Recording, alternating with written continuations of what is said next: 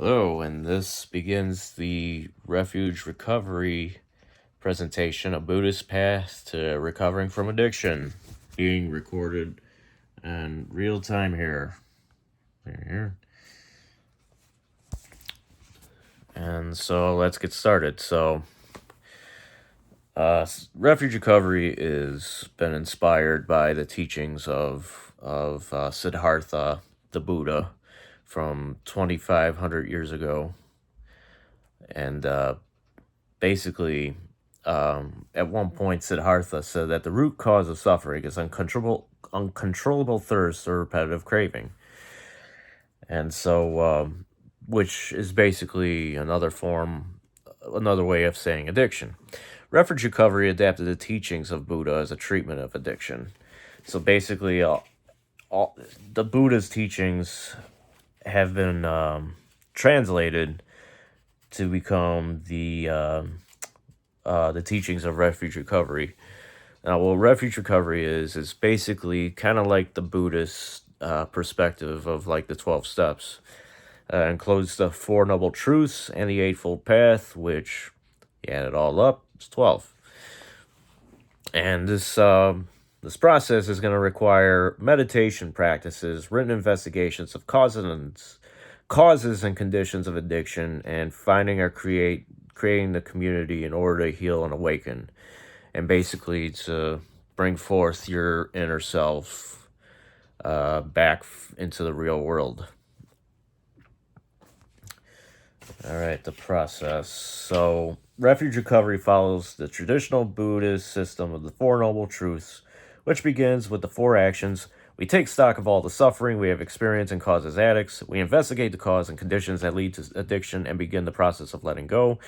We come to understand that recovery is possible and take refuge in the path that leads to the end of addiction, and we engage in the process of the Eightfold Path that leads to recovery, which, of course, the Eightfold Path, as represented by the wheel, is understanding, intention, communication, community, action, engagement, livelihood, service, effort, energy, mindfulness meditations, and concentration meditations. The core philosophy of refuge recovery is based on remaining abstinence, renunciation, and abstinence. And so basically, it's saying that the only way to reach mindfulness through any of this is to have a clear mind, not to be clouded with any form of substance or any form of desire for addiction, which any form of negative connotation can just lead to a disaster and can snowball its way into a relapse, which we will get further into. So basically, addiction creates suffering, which is not a philosophy, it is a practice. You have to, and it demands action. And so you have to understand, acknowledge, admit, and accept all the ways addiction has caused suffering. And for both the addict and non-addict, suffering can manifest in many ways. It can be greed, hatred, and delusion. But for the addict, it can manifest as suffering is the stress created by craving for more. It is never having enough to feel satisfied. It is stealing to support your addiction. It is lying to hide your addiction, feeling ashamed of your actions, feeling unworthy, living in fear of the consequences of your actions, feelings of anger and resentment, hurting other people, hurting yourself, the feeling of being isolated and alone, the feeling of hatred towards yourself or others is jealousy and envy. Feeling less than, inferior, or beneath others is feeling superior, better than, or above others. It is greedy, needy, and selfish. It is the thought that I cannot be happy until I get blah, blah, blah. It is the anguish and misery of being addicted. And with this practice, you will learn to develop compassion and kindness and tenderness towards all emotions, including pain. So, as we're going to get into, pain is the big thing that when you become an addict, is the one thing that you try to run away from all the time, is the feeling of pain. So instead of trying to run it away through meditation and mindfulness. You just meet that pain head on with some compassion, and it will just be another emotion and not a thing to fear. And of course, we do have in here called the First Truth Inventory. It's where you have to write an in-depth and detailed inventory of the suffering you have experienced in association with your addiction. So it's basically a list of over 30 questions, and they can all be found on refugerecovery.org. And as we got into earlier about repetitive thirst, cause of addiction is just basically craving for that repetition. So, like I said before, we tend to run away from pain all the time just because it is just the human condition. It's something that all living things do. We crave for the pleasure, but the problem is we sometimes mistaken pleasure for happiness. And the thing is, so really, it's not a lack of morality. It's that causes the addiction. It's the lack of compassion to deal with the pain. But and the thing is, we are just addicted to that small amount of pleasure that we get, which is the impermanent phenomena. But we're always chasing that pleasure, and sometimes that pleasure never comes back.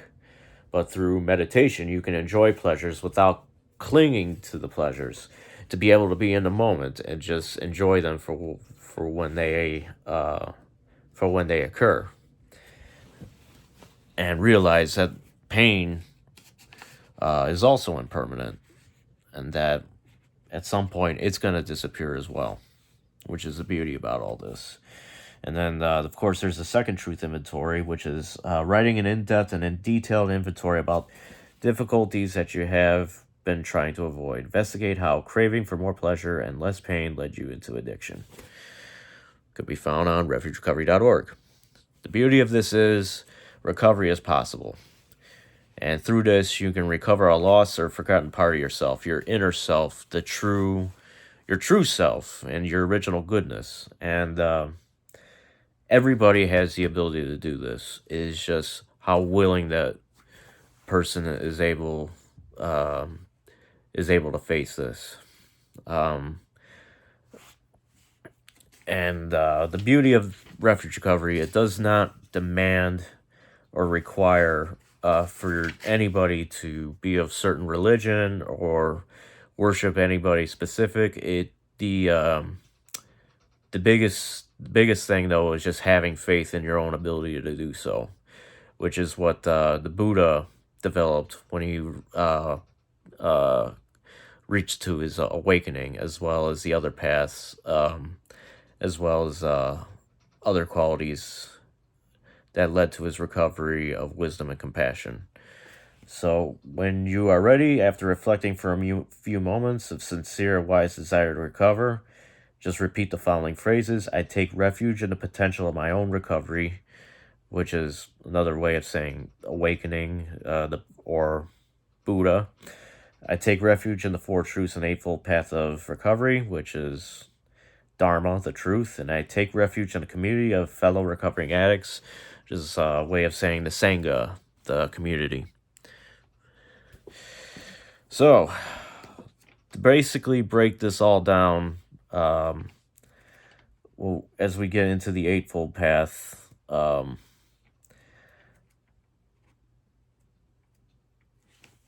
is basically we can splice this up into 3 sections. First section is wisdom, which is a wise understanding of reality and wise intentions with life's energy. Communication, community, actions, renunciation, and livelihood service, that's ethics. And meditation consists of effort, mindfulness, and concentration.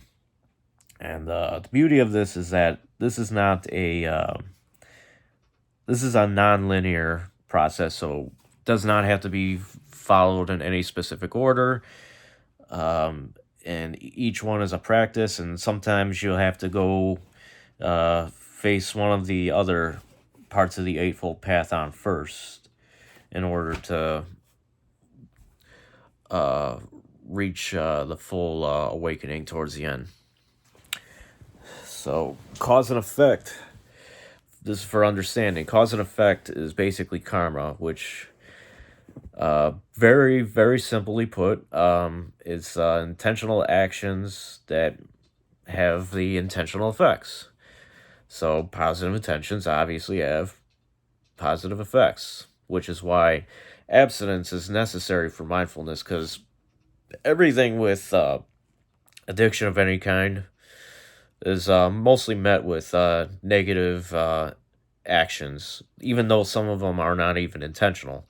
You could be lying, um, and then that would end up causing to hurt other people, which may not have been the intention, but it still was a negative. Still had a was a negative action with a negative effect, which that's why abstinence is necessary for all this.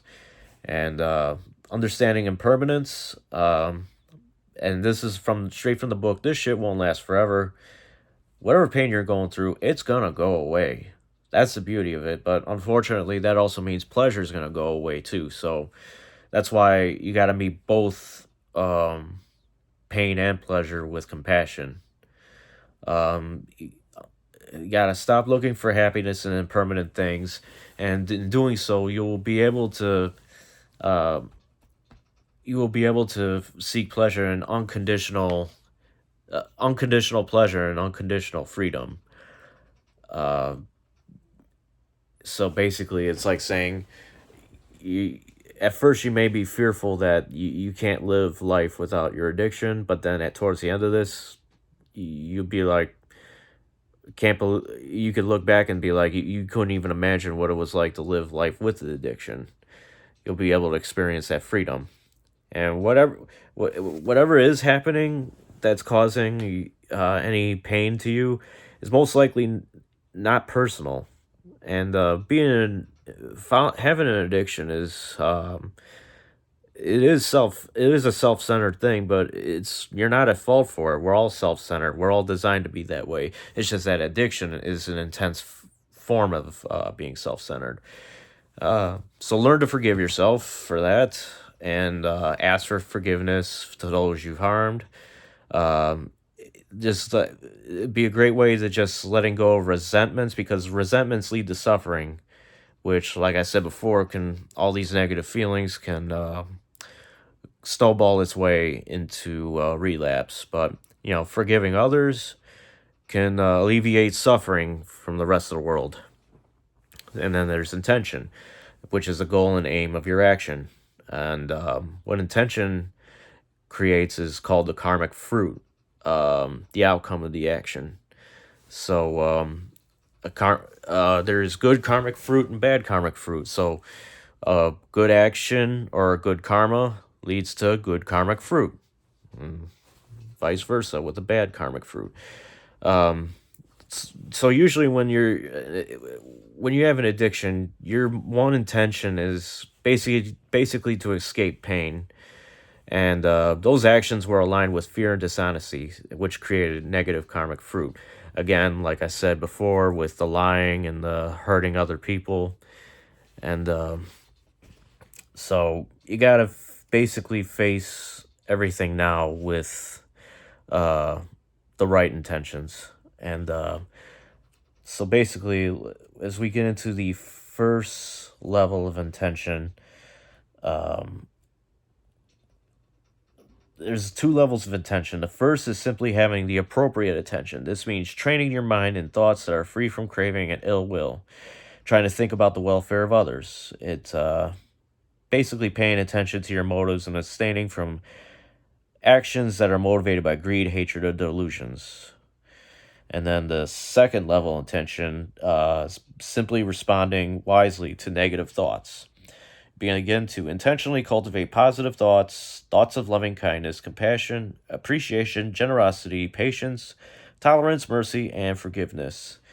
It's basically you just have to ask yourself, how can I help? What is the kind thing to do in this circumstance? Or how can I best express my appreciation and gratitude?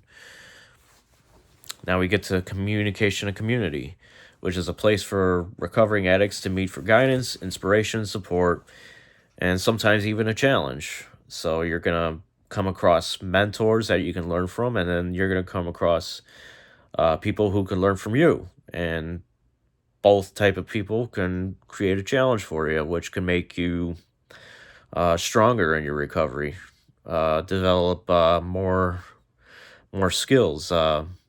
It puts into practice wisdom and compassion towards all beings. And at one point, the Buddha said that improper communication can cause harm. So it's important to create the proper communication to bring about positive change and happiness to the world. And again, with clarity, with full abstinence, uh, comes renunciation. With renunciation comes wise communication. Wise communication comes freedom from suffering. All right. As for action engagement, commitment necessary is renunciation of violence, dishonesty, sexual misconduct, and intoxication. Um, like I said before, a free mind from any harmful effects, and you'll be able to meet pain with compassion. And the main guiding principle for all this is basically kindness. And then we get to livelihood and service. At some point, you'll become a mentor in the recovery community. And you have to understand, you're going to be dealing with their suffering at some point. So you have to learn to engage them with compassion in order to help them move forward. And sometimes you got to take that extra step. So whether it be, doesn't mean you have to quit everything you're doing and become a social worker, but uh, whatever it is that you're doing, if you just go one foot further into helping others, you'll become more and more in tune with your inner self through the livelihood and service. But you have to be mindful of your intentions. If you're doing this just to make yourself look good, or if you're doing it out of guilt, again, negative connotations like that, negative, uh, even though it may not be intentional, um, you just can't. You may want to do good things, but with negative intentions, again, you don't know what kind of karmic fruit that will create, and that can just destroy everything that you worked so hard for. So you gotta uh, just be mindful. And if you are having a livelihood that causes harm to others, whether it be like being a bartender or something or selling drugs, it's just no one's gonna judge. But for your own recovery, you want to do something that can help other people, because it's been known that transitioning to work, even if you make less money, to helping other people, it leads to happiness and contentment and effort and energy. So, recovery is the active intentional redirection of your life's energy. Only with wise and intentional use of that energy, which is the effort, can the liberating practices be mastered and avoid suffering. So, this next step here, these are not, these are just basically suggested guidelines for developing recovery practice. So, from the beginning, start the practice of meditation right away. Meditation is the most important tool in supporting your renunciation and beginning your recovery. You could begin with simple breath awareness concentration, and you can do, uh, uh, after a week or so of renunciation, begin to alternate to the forgiveness meditation. Basically, you can do all sorts of different meditations to start with. 2 to 6 months. Meditate for 20 minutes daily. Go to as many meetings and groups as you can. Ask somebody from recovery community to mentor you and call them regularly. Complete your first Complete both your first truth and your second truth inventories, and do weekly physical practices like yoga, dance, or exercises with mindfulness. 6 to 12 months. Increase your meditation practice to 30 minutes a day, expanding to mindfulness practice to include forgiveness practice in your meditation for at least 15 minutes every other day until you have no more resentments. Go to a weekend retreat, making amends as part of the forgiveness practice. 1 to 5 years. Daily meditations of 45 minutes and into one 30-minute and 15-minute session if you plan to split it up. After the first year of abstinence, begin practicing the 4 foundations of mindfulness and the hard practices of loving kindness, compassion, appreciation, and equanimity. Incorporate more and more mindfulness and hard practice into your daily life. Complete the amends process. Attend a 7 to 10 day silent meditation retreat yearly. After having completed the retreat and finished your amends, begin mentoring others. And do an annual inventory on your recovery. Look at how you are currently engaged with the 4 truths and the Eightfold Paths. Where are the weak links, and what needs more attention and effort? 5 to 15 years. Stay involved, continue to practice, and share your experience, time, and energy with newer people. Include the forgiveness practice in your meditation for at least 15 minutes every other day until you have no more resentments. Try to attend a longer retreat that is 1 to 3 months in length. And then basically just repeat the recovery in the inventory.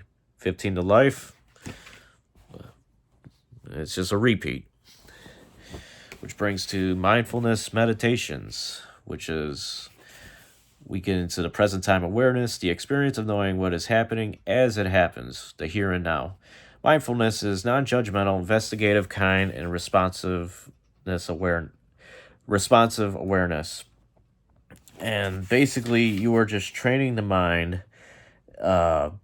This sort of awareness takes intentional training of the mind. Our attention is naturally scattered, the mind constantly swinging from present to future to past to fantasy, which is called the monkey mind.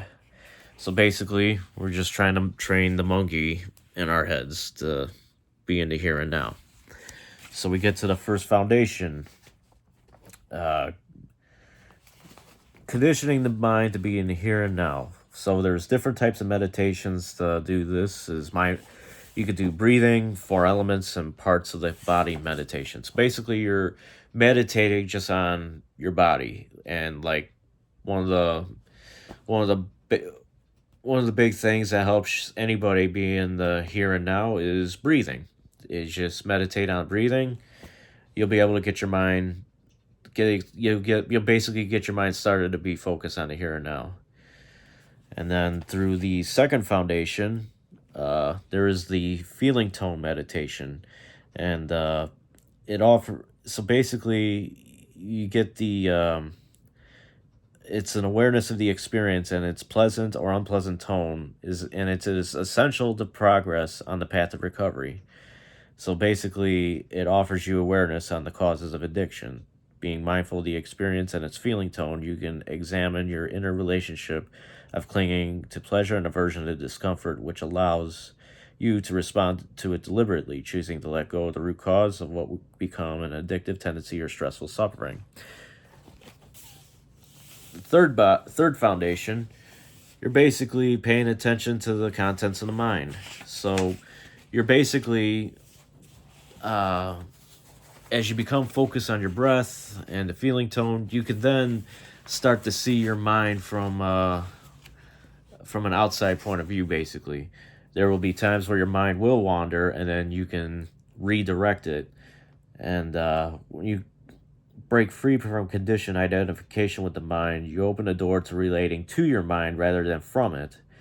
When your mind decides to encourage you to drink, use, or engage in any of your addictive behaviors, you can simply ignore it or directly respond to it directly by saying, "Hey, nice try, mind. Thanks for sharing."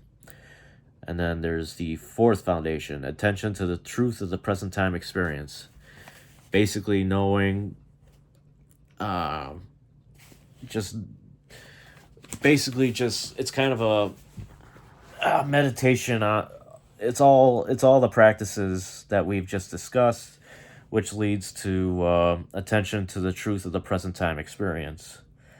Whether you know that if you are suffering in any way or when blissful contentment and peace are being experienced, and at some point, and all these medications will be medications. All these meditations will become one. Mindfulness of the body, of the breath and body, leads to the awareness of the feeling tone. It expands to the awareness of the content and process of the mind, and finally expands to include all the phenomena related to the mind body process. And this is called the path of insight, which we then get to concentration meditation.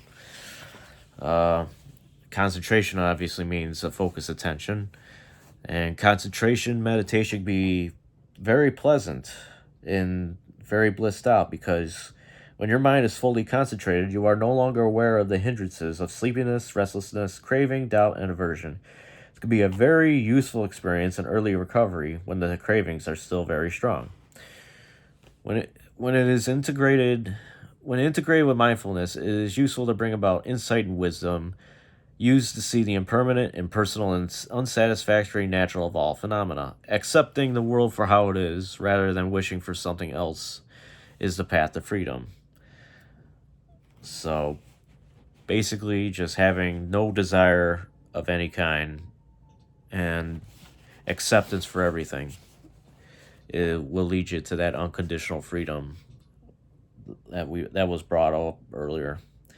In times of craving and temptation, many have found it useful to replace the thoughts of acting out with a mantra like recitation of one of the heart practices, saying over and over, "May I be at ease," or "May I be from suffering. May I be free from suffering." This is a skillful way to redirect our attention and distract us from the craving that has arisen. So, the path to heartfulness is a process of awakening and healing that could be seen as analogous to an archaeological dig. In the early days, we remain on the surface. Mindfulness is our most important tool in the beginning, and it will give tremendous relief. It acts like a metal detector that allows us to know that there are precious treasures beneath the ground. And mindfulness is a shovel that begins the excavation. And underneath all that is the true inner self. And it has been buried by our insecurities through our addiction for over the years. And been it's been covered by the insecurity and reactivities of our lives, burying our hearts deeper and deeper. So, and at some point, as you keep digging and digging through with mindfulness, you'll find a treasure, which is basically your inner heart, your inner self. And but there could be so much more, and sometimes it could take a lifetime just to uncover a an ancient city. So you just keep digging away. You just keep practicing mindfulness to bring out more and more of what's deep down in there inside of you. Uh, and there's no timetable to count on. It's just the path of refuge recovery. If followed correctly and with persistence, it will always lead to the recovery of your lost love and compassion, one scoop at a time. The path to uncovering your heart's positive qualities is a radical one. Um, it is fraught with the demons of the heart and mind that in Buddhism is called Mara. Mara is the aspect of the heart mind that creates roadblocks, gives excuses, procrastinates, and urges us to avoid all the unpleasant minds that accompany the healing of awakening. It is the inner experience of all forms of addiction, greed, hatred, and delusions. It will attack with vengeance at times, for by committing to the heart's liberation, we are committed to facing Mara directly. And Buddha had a battle with Mara, and the victory over Mara was won with the weapons of love, compassion, equanimity, and appreciation. After the Buddha's victory, Mara did not give up, continued to live with the Buddha throughout his whole life. But Buddha was constantly vigilant, always meeting Mara with loving awareness, and always disarming him with the heart's wisest responses. And we can live a life responding wisely to Mara as well. Of course, also to our addictive patterns, to the pain of our past. And the beauty of this is everybody has the ability to recover and be compassionate. It is our birthright. So if you follow this path, you will free yourself from all the unnecessary suffering of addiction, and you will inspire others to do the same. You will have all the digging. You will have to do all the digging yourself, and hopefully with the support of others. It is ultimately up to you to do the heavy lifting, or letting go as it may be. Your life will transform as everyone else's has in Refuge Recovery, and together with you and the community, you will create a positive change in this world. And there is the works cited page. Thank you.